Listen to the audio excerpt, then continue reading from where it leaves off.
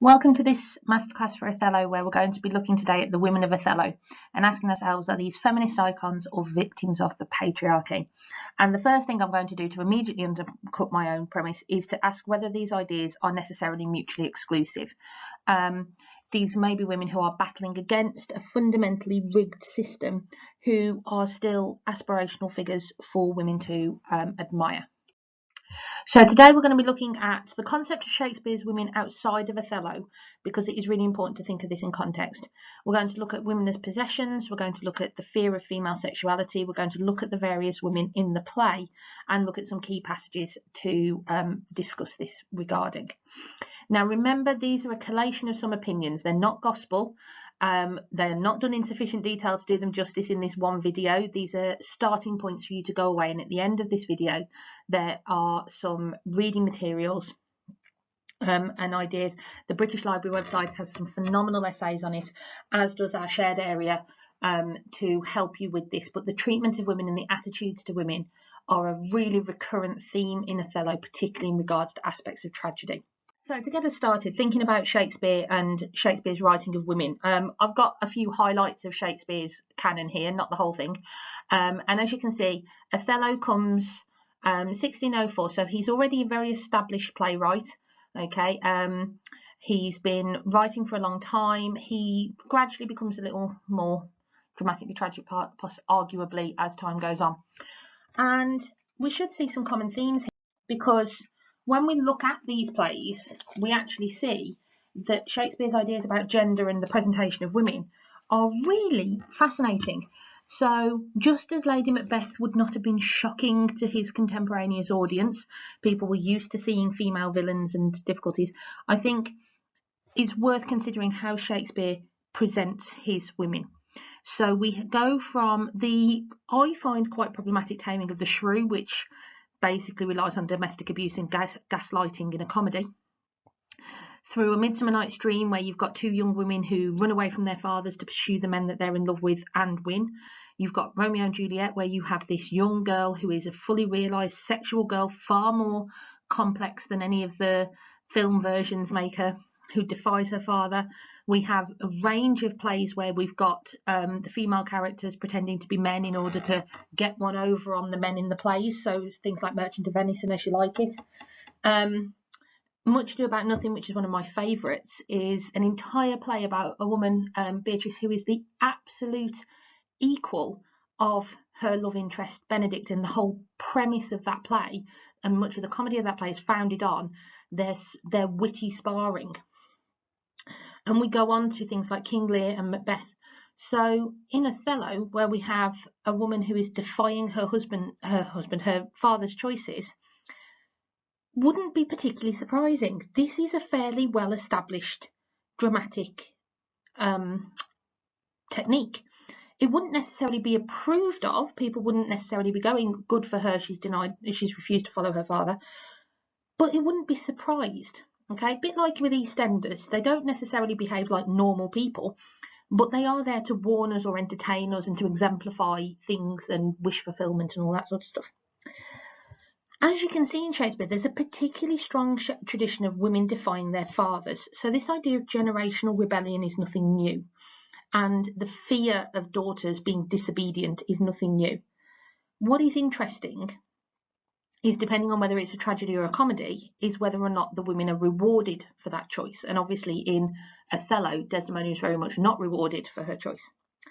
What is interesting in this is Desdemona has chosen a friend of her father, though, as we're told by Othello in Act 1, Scene 3. Her father loved me and oft invited me to relay his story. And so perhaps this is setting up again that idea of a generational issue. And again, this comes down to casting. So how much older Othello is than Desdemona is often a choice for the casting director and can fundamentally shift things. So if Othello is supposed to be a contemporary of her father's, then we have that fundamental generational issue, which suggests perhaps a different worldview that won't easily be surmounted. And is it that worldview that ultimately causes the problem between the two of them? So rather than saying that Desdemona would automatically have generated disapproval. Perhaps we could have a more fruitful discussion by saying that Desdemona draws on a theatrical lineage of women who challenge male expectations. And it depends very much on which genre you're writing in as to whether or not those women are rewarded or punished for those choices. So let's have a think about some stuff to do with context, because quite often we see these comments in essays where we're told in those times women were expected to be meek and submissive and, you know, be seen and not heard. Hopefully I'm simplifying. But the problem is there's loads and loads and loads of stories where women are not that at all. So if the general expectation was that women would be meek and submissive and humble and docile, why on earth are people writing stories about women who aren't all the time? And what that comes down to is your use of the word expected. I don't think they were expected to be. I think perhaps people may have wanted women to be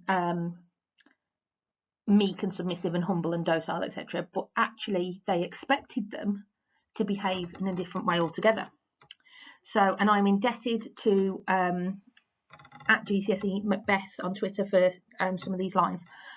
Could it instead be that in the patriarchal Christian society of the Elizabethan and Jacobean era, people appeared to assume that women were actually awful and needed to be controlled and subjugated for the safety of society? So suddenly we move from talking about women being expected to behave to actually going, no, society expected women to not do as they were told, and that this was almost a danger to society that needed to be reined in. And I think that's a really interesting point in terms of Othello, because Desdemona makes her own choice, and it is that choice that condemns her.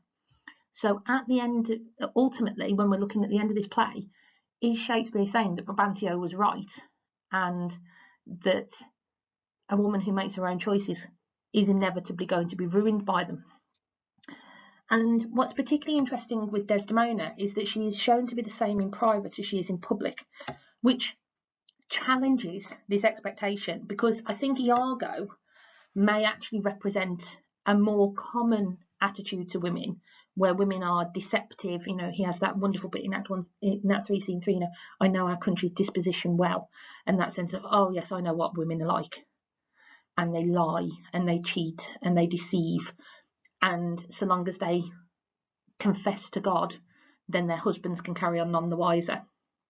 But Desdemona is categorically proven to not be like these women, and whether or not these women even exist is quite a question. But when she is shown to be the same in private as she is in public, we see that actually she is the epitome of the ideal Jacobean wife. And she's still murdered because of how people think women will behave. So those attitudes to women and the tragic misunderstanding is based on this societal expectation of women being deceptive and being sexually promiscuous as a default. And so it's inextricable from the tragedy of the play to talk about those societal expectations, because that's what Iago relies on. Iago relies on arguing with Othello, well, you know, you can't trust women. And there is a distinct impression that you can almost feel the heads nodding in the audience from those people in the audience who be going, yeah, he's got a point there. Even if they've never seen any proof to the contrary, it's like, you know, one of the world's greatest conspiracy theories. There's still that sense of women can't be trusted. And I think it's quite interesting because I can't tell whether Shakespeare is actually for or against Desdemona's independent choices. There is a sense, however, of inevitability about Desdemona's tragic end. Once a man had decided on her destruction by evoking the truth about all women, then she's kind of doomed. There's nothing she could say, nothing she could do, because once you've decided someone's a liar, how on earth are they supposed to save themselves? And obviously, remember, Desdemona doesn't even really understand what's going on until Othello lays it all out for her at the start of Act 5, Scene 2. And so she's not even given an opportunity to save herself. So there's some quite interesting elements in that. And there is this conviction of women having a secret self pervasive through history, which often psychologists and things put down to the mystery of childbirth and this sort of frustration that women are able to generate life and have these mystical things almost happening to them and within them that men can't get at and understand and control. And so the only thing that can be controlled is a woman's exterior. Men can control where they go, who they talk to, and by that, but there's always this sense of having to force that upon a woman, because if she was given the inclination, she would be doing other secret things. And there's something really infantilizing about this idea, almost as if women can't help themselves, which I think is quite analogous to the current discussion of male sexual violence and this idea that men can't help themselves. Quite often these gender dynamics are put down to almost these imperative forces, almost instinctual forces, over which you have no control. And there does seem to be this argument from Iago that women just can't help themselves but be cheating and deceptive. And as soon as that's a conviction that takes hold, there's nothing Desdemona can do, even though she does absolutely nothing. And that's really important. At no point in this play does she do anything wrong. The worst thing she does is lie that she has the handkerchief when she doesn't. And if you were in that circumstance, I think you would lie too. So the tradition of disobedient daughters is a highly established tradition, not just in Shakespeare. This goes well beyond and before and after.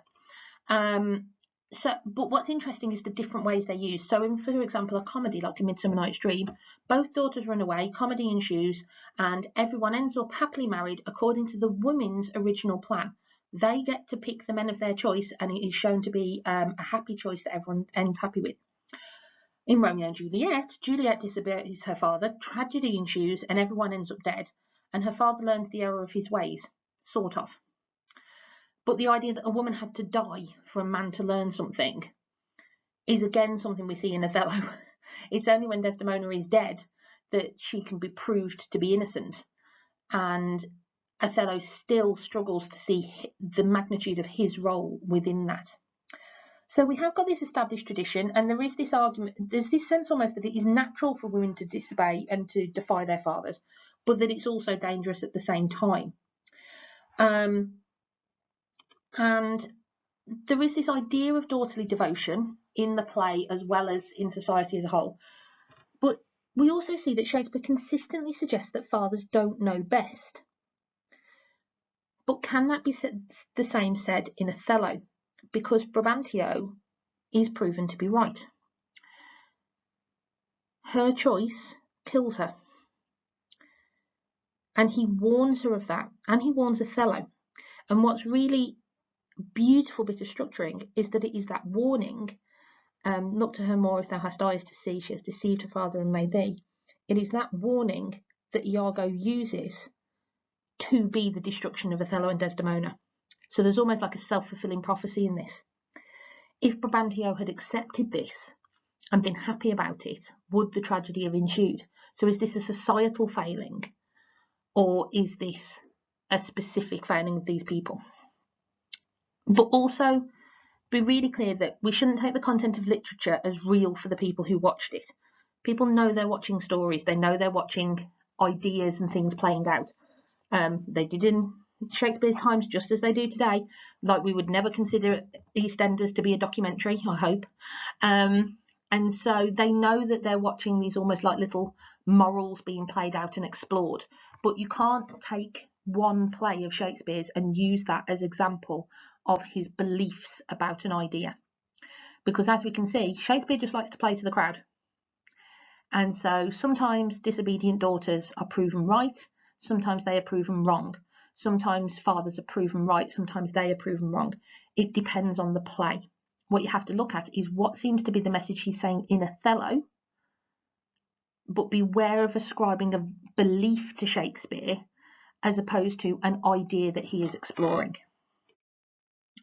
Right, let's move on and have a look at the idea of women as possessions, which is still an issue today, but Brabantio particularly has some cracking lines on this. So when Iago awakens Brabantio, look at what he awakens him with. Thieves, thieves, thieves. Look to your house, your daughter, and your bags. So his daughter is put in amongst his other possessions right from the start, and this runs the whole way through this scene. Okay, Zansa, you were robbed. Your heart is burst. You have lost half your soul. Okay, this idea that something has been taken from him. So not that his daughter has done something he would disapprove of, but that he has lost something, a possession that another man has taken. And obviously this idea of what, and that's obviously very heavily linked to the fear of female sexuality later on, because Othello's frustration is the idea another man has had something that is his. And this then goes on in with Desdemona, where she talks about her duty and where her duty lies, and sort of transfers her ownership to her husband. She doesn't go, I'm allowed to make my own choices. She goes, well, I was dutiful to you, now I'm dutiful to him. And that's the signifier of whether or not she has made this marriage freely, is where her duty lies, not where her heart lies or anything like that, her duty. That sense that she owes him something. And he even Brabantio even refers to her, for your sake, Jewel, I am glad at soul I have no other child. So he even uses his terms of affection are in terms of wealth and money. And then in Act 1, Scene 3, we get that killer line, which I have talked about in the What's the Point in Brabantio video, of that sense of it. Once women are willing to stray from their duty to their fathers, then what's the same to stop them doing the same to their husbands? And what's really interesting is Othello is actually the one who gives up his duties to his spouse, though that's never explicitly recognised by the characters on the play. But it's Othello who breaks faith first by presuming that she is breaking her vows. He's actually breaking his, because he's not being truthful and honest and faithful, and he breaks faith with her and murders her. And let's not beat around the bush, he doesn't kill her, he murders her horribly, because he thinks he has a right to, because he thinks she's been sleeping around. And in no way can we argue that that's a comparable fit punishment. And then even in Act 5, Scene 2, when Emilia is trying to expose Iago, he still thinks he can exert his ownership of her and force her home. And she has to basically ask permission. Good gentleman, let me have leave to speak. 'Tis proper I obey him, but not now. So she has to recognise and beg to be allowed to expose the heinous crimes that he's committed. So when we look at this idea of women as possessions in the play, we have this sense that women don't need to do anything to be in the wrong, because they are regarded by the men in their lives as belonging to them. Then the control, the power imbalance is so huge. And as we say, Desdemona is steadfast throughout in both her public and her private conversations. And what's really important there is the audience therefore has greater knowledge than Othello does. We see Desdemona in private in a way that Othello doesn't get a chance to, and we know she hasn't done anything.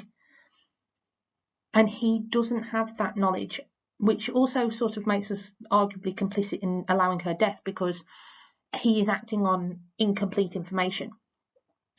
And we see the conversations with Emilia, and we see Iago's plans. And it's really important to note that, the deceptive people in this play are the men, but they justify their deceptions by arguing that women are deceptors. So the way the tangled logic works in this is really important, because we also see that Othello isn't the same in public as in private. Desdemona is the better person of the two. She was also arguably the more simplistic characterization of the two, but she is the better person.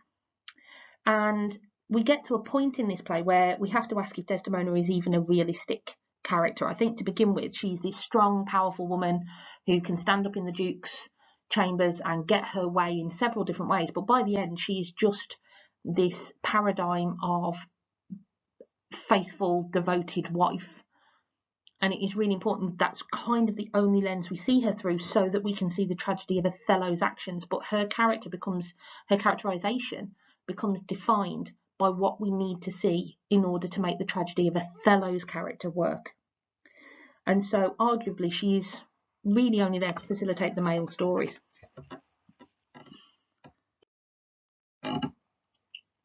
So we then get to this dangerous interaction in Act 3, Scene 3, where we have two men on stage where they are interpreting women's behaviour. It's a very dangerous situation because we have this sense of Othello trying to defend his wife's behaviour. It is not to make me jealous to say my wife is fair, feeds well, loves company, etc. But Iago then goes, but she did lie to her father and make him believe her, so how do you know she's telling you the truth? And that's all that is needed. So it's an incredibly dangerous situation. And it reveals that cultural expectation of women as dangerous and willing to deceive, because she's done it once, so she'll do it again. And that is taken for granted by both of them. You know, Othello is perfectly willing, once that's pointed out to him, to go, yeah, fair point, I'll have to kill her then. And one of the things that I find really frustrating, because I'm all into equality, is that this utterly ignores the fact that Othello also deceived her father. There's no sense of moral repercussions for this transgression. Othello was his friend. He has gone into his friend's house, seduced his daughter, and run off and married her behind his back. But no one has a problem with that. It's Desdemona's actions that are used to condemn her, while Othello's actions are seen as perfectly reasonable. And so we get that really clear imbalance and that really clear sort of sexism in the attitudes. Othello has behaved forthrightly and followed his heart. Desdemona has deceived her husband and is therefore dangerous.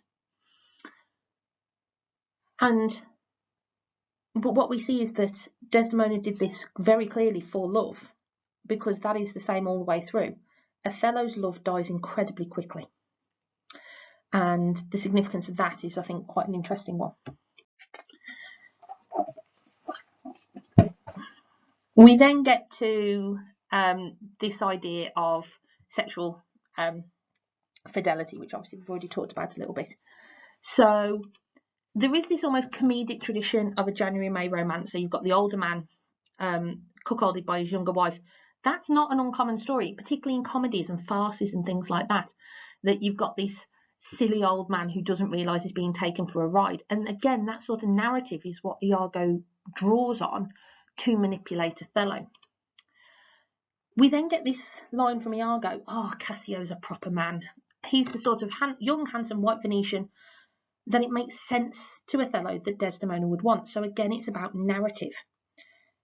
Iago tells a story in which Desdemona runs off with Cassio, and in Othello's head, he can see how that makes sense. So he goes along with the thing he can sort of see narratively working, rather than the evidence in front of his eyes. I really like this line. Othello seems to fear he is the duped victim in a domestic tragedy, only to become the villain of one. You could use that in so many essays. And that's from Thompson's essay in 2016, which is from the British Library website. So this idea that in his attempt to not be made the fool of, he actually turns himself into the villain. So again, this sense of narrative overtaking reality. Venice, so for a bit of context, Venice absolutely fascinated the early modern English because there was more liberal treatment of sexual relations, prostitution was regulated by the state, involved thousands of women, but then also is what Iago is able to use to prove Desdemona's guilt. I know our country's disposition well. Venetian women are all the same. And in that one line, he's able to sweep away any sense that she might be unique or different because she's a woman. And therefore, this is how women in Venice behave. You get this wonderful line from Iago, who talks about an erring barbarian and a super subtle Venetian. So he sees them in stereotype, both Othello and Desdemona. They're not individuals, they are parts to be played.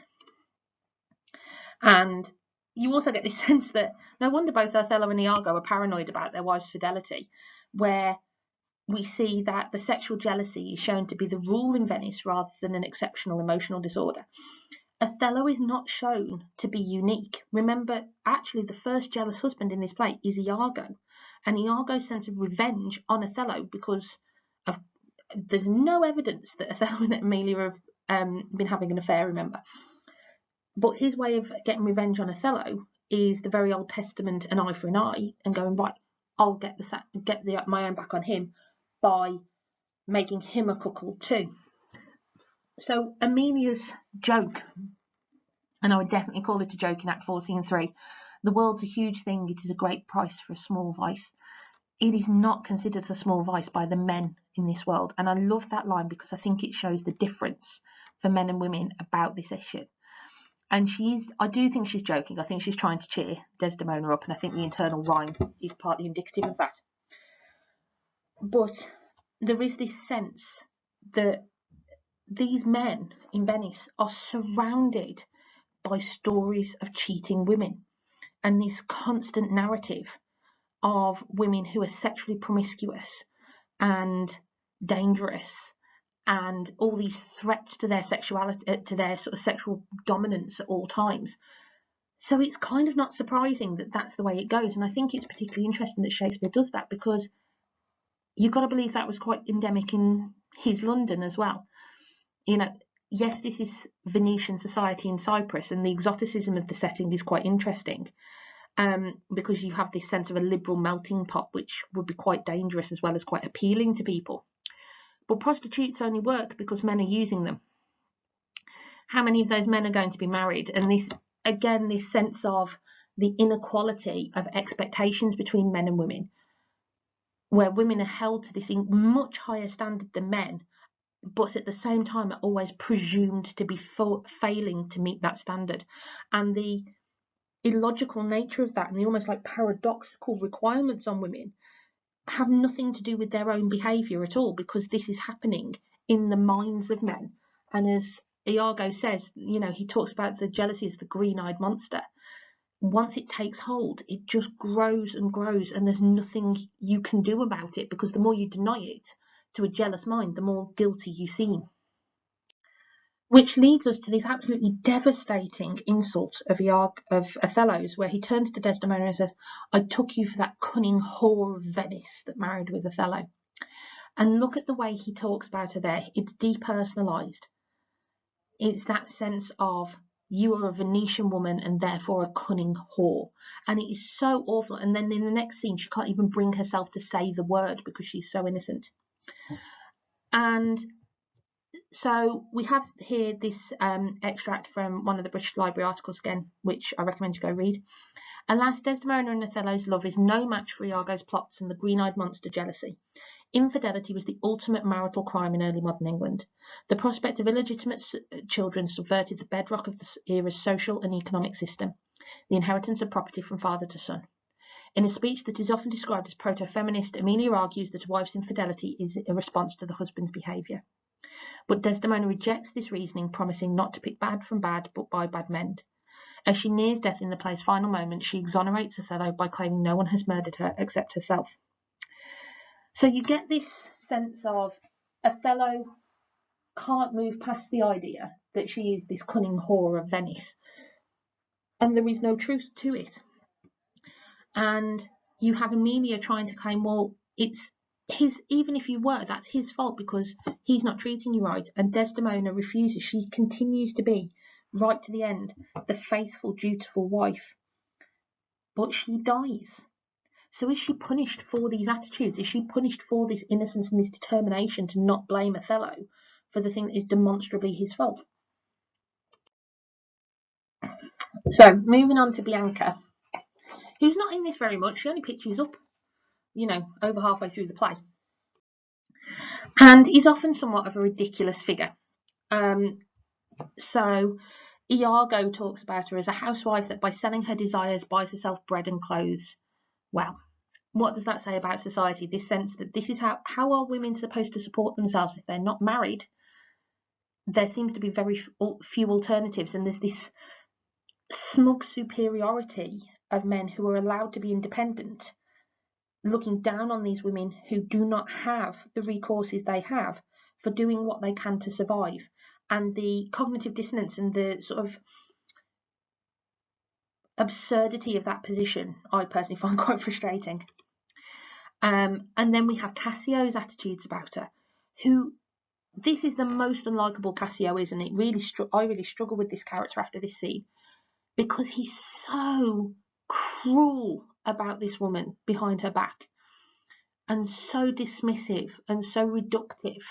And it really shows that even Cassio, who, remember, is the epitome of courtesy to Desdemona at the start of Act 2,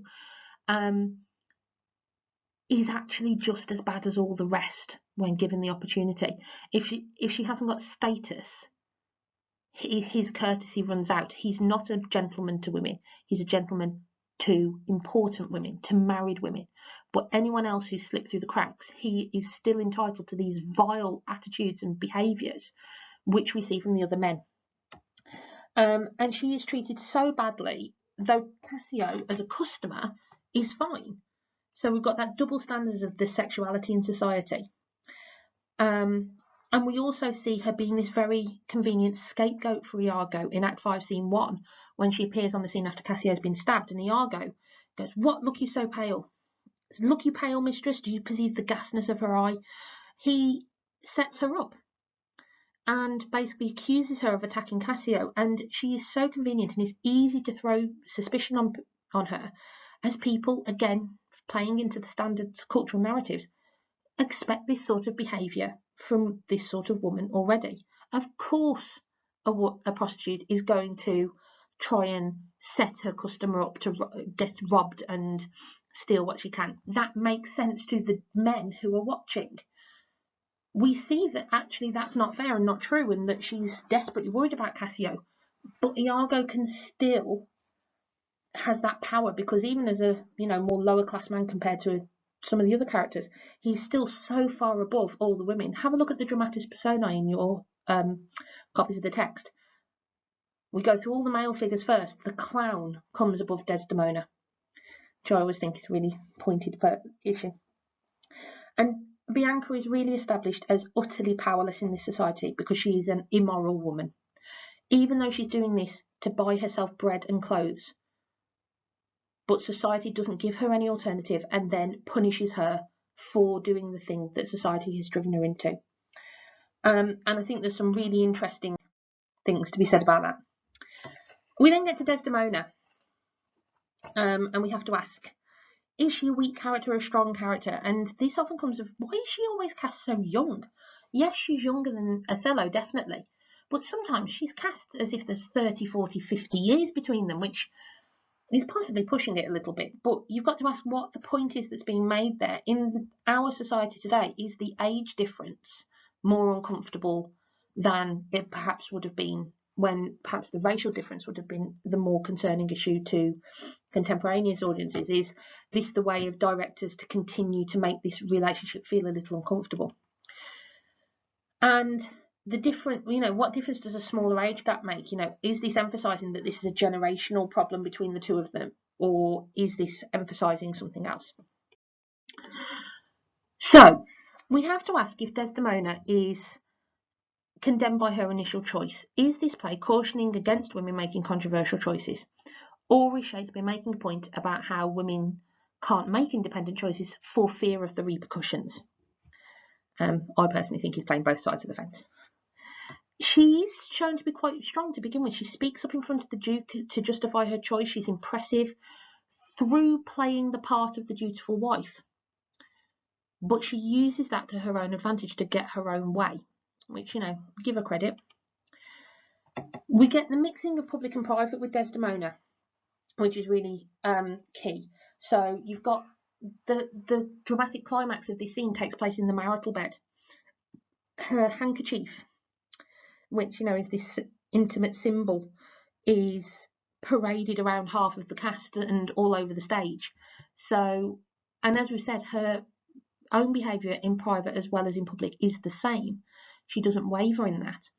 But this mixing of public and private sort of exposes the standards women were held to, and the expectations and the rigour.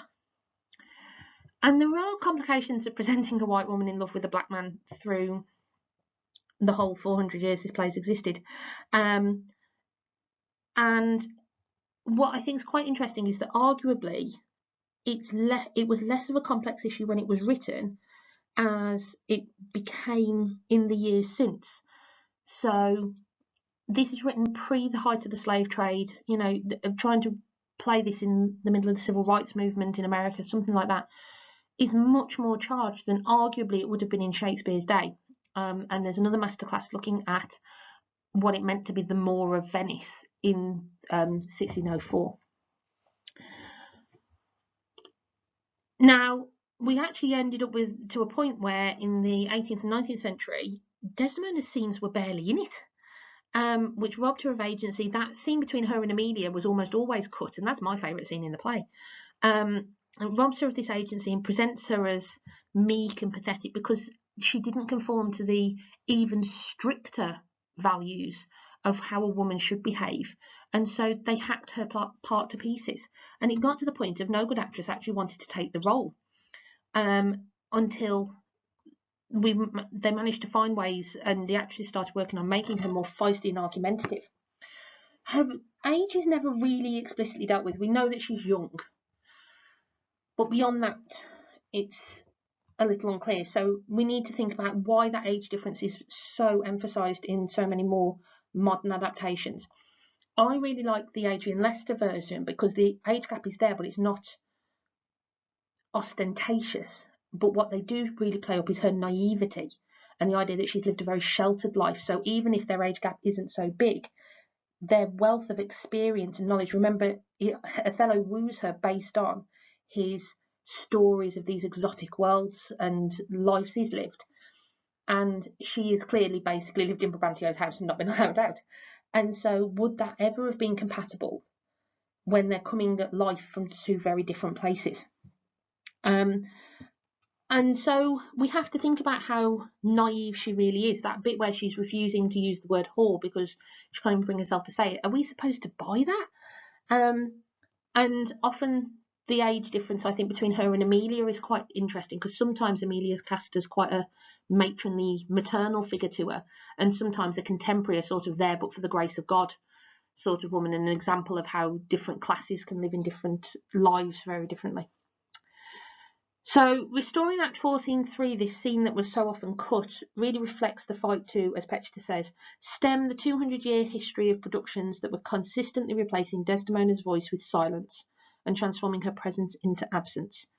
She is a dynamic character, and I think that scene in particular is one of the most interesting in Shakespeare's, because you have two women talking about their plight and what the world wants from them, and how difficult it is to be a woman and just exist and survive, and the frustrations, and particularly for Emilia, who's been a very quiet character all the way through, burst out with all of this. So it not only serves the purpose of proving to us that Desdemona is absolutely faithful to Othello right to the end, but it also gives us this sense of an awareness of how unfair the world is to women, which I will not call Shakespeare a feminist. I think, again, he was writing things he thought would get talked about and be interesting. But that shows an understanding and a sympathy which is quite rare for literature of this time, particularly written by men.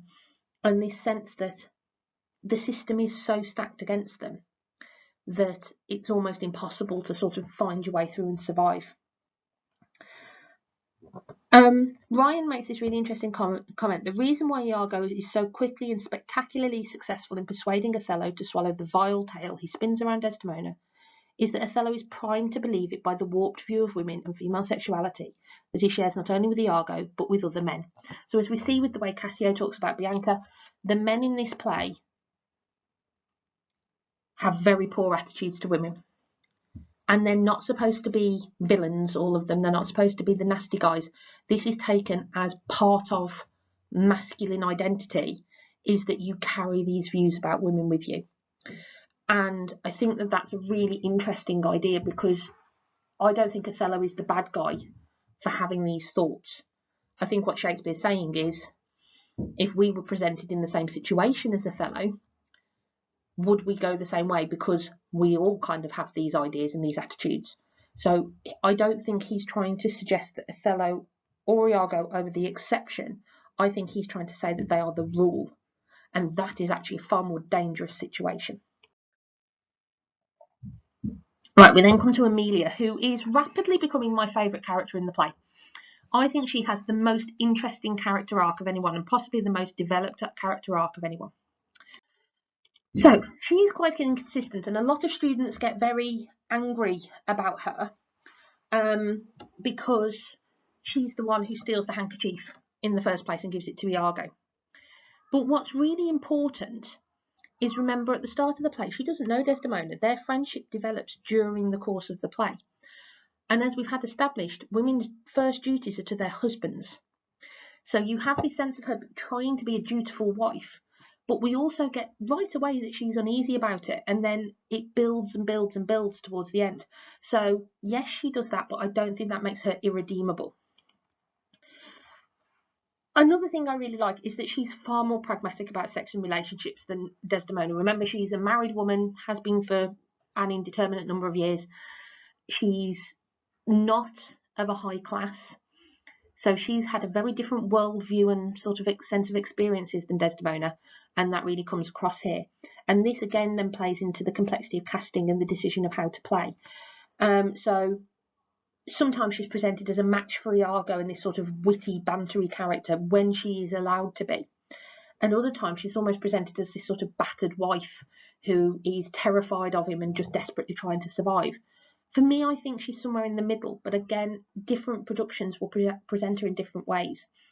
Again, that Adrian Lester production I think is fascinating because they have Emilia in uniform. So there's that sense of emphasising visually her duty because she is a soldier, and Desdemona is very demonstrably a civilian. She's very often the only person in civilian clothes on stage. And that decision, I think, is really powerful for sort of justifying some of Emilia's actions. So this question over her relationship with Iago really depends on how it's played. There isn't enough evidence just based on what's in front of us on the page to make that determination. So you need to go and watch some different versions to get a sense of how you think Emilia should be played in this. We also have the question of, was she faithful? Did she have an affair with Othello? I don't think there seems to be any evidence. I mean, there doesn't seem to be any evidence that Emilia has ever cheated on Iago at all, apart from Iago telling us that it is rumoured abroad that she has. But Iago is an incredibly unreliable liar. So we have to question whether or not we would believe him over all of her actions, which seem to contribute to say that she's fine. She's very pragmatic. She jokes. But I think her jokes about cuckoldry actually sort of show an awareness of this male obsession with female sexuality, and that she almost finds it amusing that so much time and energy is expended on this fear. But then at the end we see this bravery, because remember, she's often on stage but her gender makes her invisible. She's just Desdemona's woman, so no one pays attention to her, but that gives her a privileged insight into not much less than we have. And so she is able to piece, she is the only character who is in a position to piece things together. And think about the significance of that. Shakespeare gives the big revelation to Desdemona's maid, and the power of her refusing to do as her husband tells her and throw that off in a moment of going, no, my friendship with this woman matters more than my duty to her husband, to my husband. There's some real power and significance in that, that Iago clearly had never even considered that she might be a threat to him. And we get that bravery at the end. So we echo Desdemona's scene at the start of the play in front of the Duke. She stands in front of all these men and she speaks up for truth and for her voice to be heard. And she changes the world around her. But she dies at the hands of her husband, just as Desdemona does. So again, she seems punished for breaking those social contracts, those social boundaries, even though it's brilliant that she does, and we celebrate that. And I would argue she is kind of the hero of the play. She's still punished for doing so. And Shakespeare's making the point there that brave women and women who want to break out of boundaries have got a very hard job ahead of them, because society will still really resist that change, and that inertia is going to cause them problems. And one of the things you really need to be clear on what does she know at any given time. You really need to know when Emilia's on stage or not, and what she knows and what she can see. So with Emilia, we have her. We don't see her with Iago very often. In Act 2, Scene 1, he sort of takes the mickey out of her in front of a massive group of people, which I don't like. And then later on, when they're tussling over the handkerchief, it's a bit more back and forth, but again, the way that that's decided to be performed can really make a difference. And the presentation of their relationship is really interesting, and I think perhaps needs to change in light of Iago declaring at the end of Act 2, Scene 1 that he's in love with Desdemona too. Though again, we have to question how true that is. But remember, one of his arguments for justifying his villainy is that he's been made a cuckold. And remember, there isn't an equivalent term for a female cuckold. And then, yes, he seems to be quite eager to ruin another woman's reputation and possibly try and sleep with her himself if he can. So it's really exemplifying those double standards. And whether or not Iago and Emilia love each other, or whether they ever did, is again quite an interesting thing, because when their relationship is played as a closer and more sort of bantery one, then her turning on him at the end, I think, packs more of an emotional punch. Whereas when it's played that he effectively detests her and tolerates her, then it feels more like a woman snapping who can't take any more. So the way their relationship is presented has a big impact for how we interpret her character at the end. And then we even get this bit where she's talking about this experience she has. 'Tis not a year or two but shows us a man. They are all stomachs and we all but food. They eat us hungrily, which really echoes that idea of Iago's of the green-eyed monster, and shows that sort of worldly awareness. But I think Emilia deserves a chance. I really like her. I think we're supposed to find her challenging. I think we're supposed to find that this is a character who does do things that are hard to sympathise with, but at the same time, at the end, she's the only character who really stands up for what is right. Even Desdemona is willing to allow Othello to get away with murder because she has to be the dutiful wife to the end, whereas Emilia sees that there is a bigger justice and a bigger truth out there that needs to be dealt with and needs to be recognised regardless of her own opinions and position. And then we also get this idea of her almost voicing the fears of men in society. This is what they worry that women really think and say when they aren't around, so we must monitor women at all times. Or is she supposed to be a voice for women who's pointing out the hypocrisy in society? So Emilia in Act 4, Scene 2 is outraged that Othello could possibly think that Emilia has Desdemona has cheated on him, and gets really angry and declares this absolutely villainous thing, and references Iago's suspicions. Oh, fie upon them! Some such squire was he that turned your wit at the seam with the seamy side without, and made you to suspect me with the more. So she dismisses Iago's fear of her sexual infidelity, and just says, "Oh, for God's sake, yeah, it's like some idiot who turned you inside out by suggesting that." But you also get this idea, therefore, of the patterns, that this is a constant fear that these men live with and that they exchange and use against each other, is this fear of women and what they're up to when they're not around.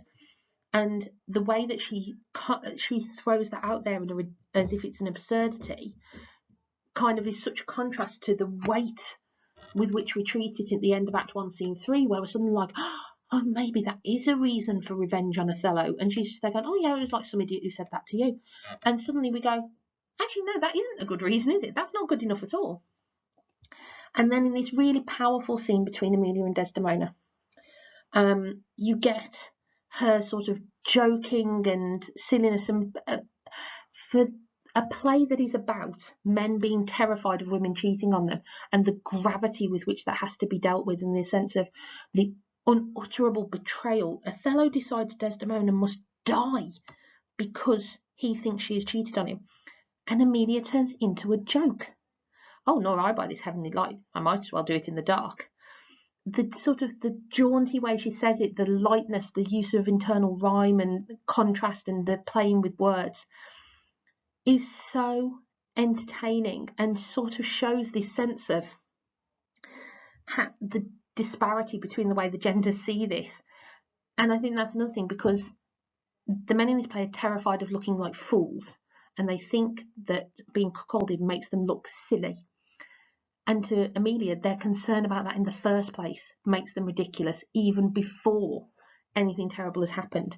So we can see Emilia here, and you could see the audience, and some of them would be going, see, that's exactly what I'm scared of about women and what they're doing. And then equally, you have this sense of perhaps the women in the audience were there going, yeah, this is how ridiculous men are, and look at how it ruins our lives because we have to live around their fears and their worries all the time. And so that contrast and the way that she kind of speaks for both genders in the audience is quite interesting. And then you have her heroic sort of monologue where for the first time she really gets to speak, because Emilia starts the play very silent and gradually starts to speak more and more and finds her voice and finds her confidence as things go on. And this big monologue in Act 4, Scene 3 has this sense of a rallying charge, and it is a warning, and it is this declaration of how unfair and how stacked against women the system is, and how difficult it is to do anything because men make these choices, and that is an issue that is proven in the play. Until we get this heroic ending where she exposes the villain, dies as a consequence, and we have to ask, why did she have to die? And perhaps it's to secure Iago's villainy. Perhaps it's because that's how tragedies work.